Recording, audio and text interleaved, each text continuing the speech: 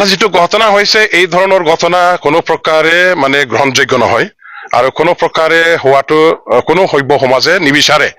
যেনেকুৱা ধৰণৰ ঘটনাবিলাক আজি কৰি পেলাই তাতে ভয়াৱহ এটা পৰিস্থিতি মানে সৃষ্টি কৰা হৈছে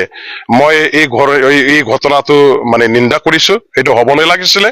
আমাৰ মাজত যেটো আমি মানে কমিউনিকেশ্যন কৰিব পাৰো আলাপ আলোচনা কৰাৰ দ্বাৰা দি আমাৰ মাজত এইবিলাক